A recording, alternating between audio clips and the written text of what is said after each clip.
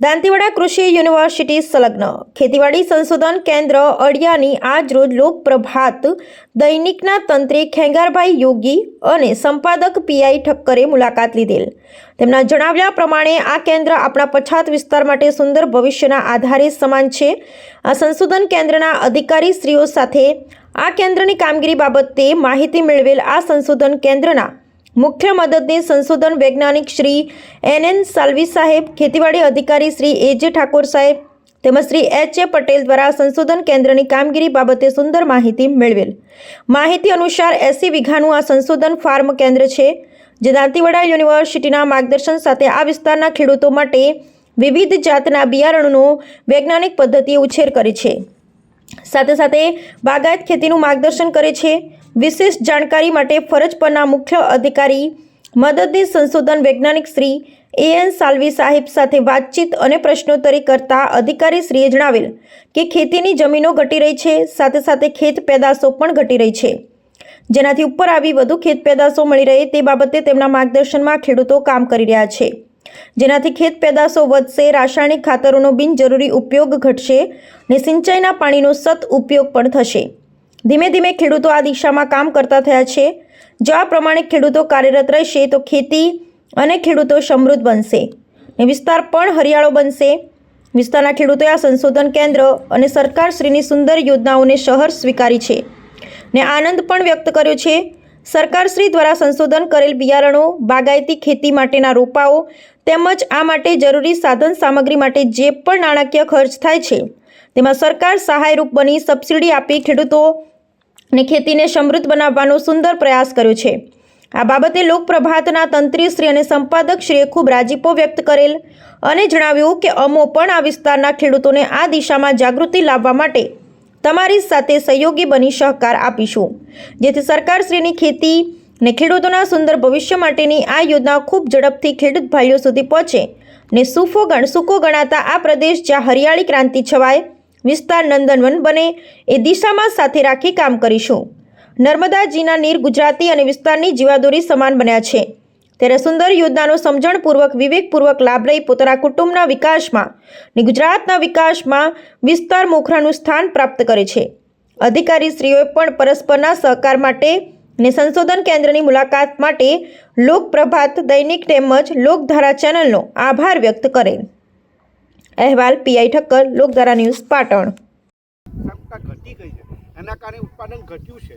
એને જો આપણે ફરીથી જમીનને જીવંત બનાવી અને જો આપણે સારું ઉત્પાદન મેળવવું હશે તો આપણે જમીનની અંદર કહેવાય કે છાણિયું ખાતર કે ઓર્ગેનિક ફર્ટિલાઇઝર્સ કહેવાય એનો કાર્યક્ષમ ઉપયોગ કરવો પડશે, વધારે ઉપયોગ કરવો પડશે, રાસાયણિક ખાતરોનો ઉપયોગ ઘટાડવો પડશે અને જે જમીન ખારાશવાળી છે એની અંદર જીવામૃત, ઘન જીવામૃતનો ઉપયોગ કરશું તો આપણી જમીન ફરીથી સજીવન થશે, આપણા જમીનમાં સૂક્ષ્મ જીવનનું તત્વ વધશે અને જમીનમાં પાછા અળસિયા આવશે અને એ અળસિયાનું પ્રમાણ વધશે અને આપણો જમીનના કારણ જે કહેવાય કે ઉત્પાદન માટે જમીન સારી હોય તો એનો ઓર્ગેનિક કાર્બન એક એવું મહત્ત્વ છે કે જેટલે જમીનમાં ઓર્ગેનિક કાર્બન સારો એ જમીનમાં ઉત્પાદન ક્ષમતા સારી છે। જેનો જો ઓર્ગેનિક કાર્બન વધારો તો આપણે મોટા ભાગે ઓર્ગેનિક ખાતરોનો ઉપયોગ કરશું તો આપણી જમીનમાં ઓર્ગેનિક કાર્બન વધશે અને ઉત્પાદન ક્ષમતા વધશે।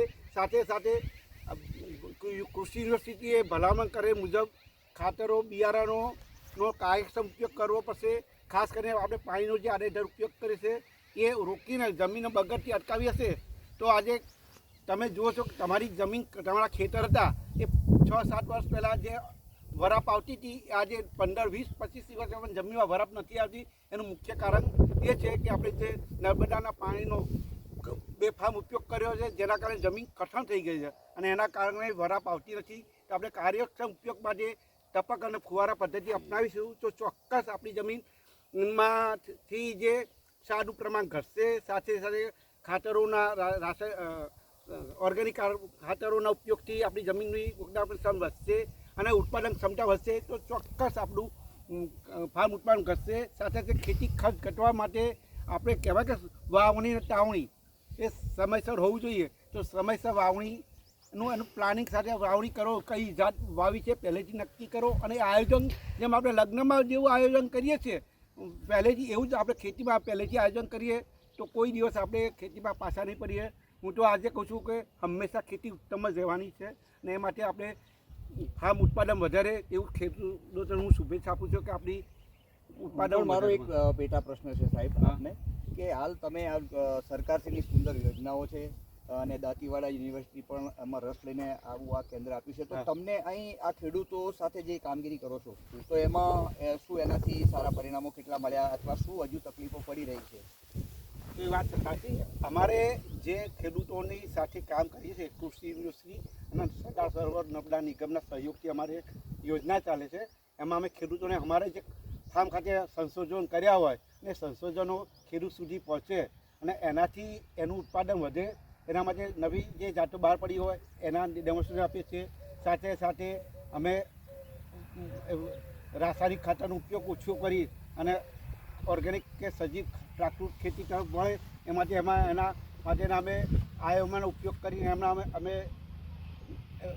જૈવિક ખાતરનો ઉપયોગ કરતા કર્યા છે. સાથે સાથે અમે એમને કીટકોના ચણા ખાસ કરીને ચણામાં જે લીલી પોપટા ખાનારી ઈયળો આવે છે એના નિયંત્રણ માટે ફિરોમેરન ટ્રેપ એક આવે છે એ જે કહેવાય કે બિન એલેવિસ દવા નથી પણ એમાં એ ઈયળોના પતંગા ફસાઈ જાય અને એનાથી ઈયળોનો કંટ્રોલ થાય છે એટલે એ વાપરતા ખેડૂત થયા છે.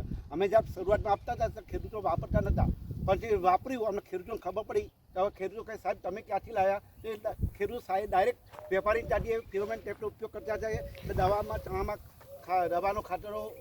દવાનો ઉપયોગ ઘટ્યો છે ને આ ફિરોમેન ટેપ વાપરતા બરાબર. એનો મતલબ એ થયો કે ખેડૂતો પણ હવે જાગૃત બન્યા છે અને જો આ જાગૃતિ આવશે તો ભારત જે હાલ જે દિશાએની છે અને જે આપણી પ્રાચીન ઋષિ મુનિની જે પ્રથા હતી અને ખેતીથી જ આપણે આ દેશ ઓળખાતો હતો તો ફરી એ સમૃદ્ધ આપણે થઈ ચોક્કસ શકીશું. બનશે. બરાબર. ખૂબ ખૂબ ધન્યવાદ સાહેબ. એક આ વિસ્તાર માટે આનંદના સમાચાર એ છે કે અડિયા જે પ્રયોગશાળા છે અથવા જે સંશોધન કેન્દ્ર છે એનો લાભ આ વિસ્તારને મળી રહ્યો છે.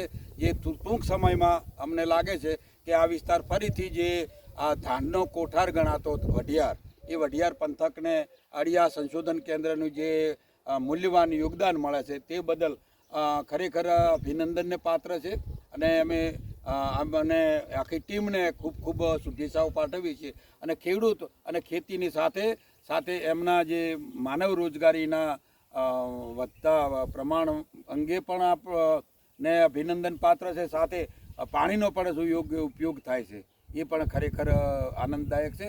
આપ સર્વને અભિનંદન. લોકધારા ખેંગાર યોગી પાટણ.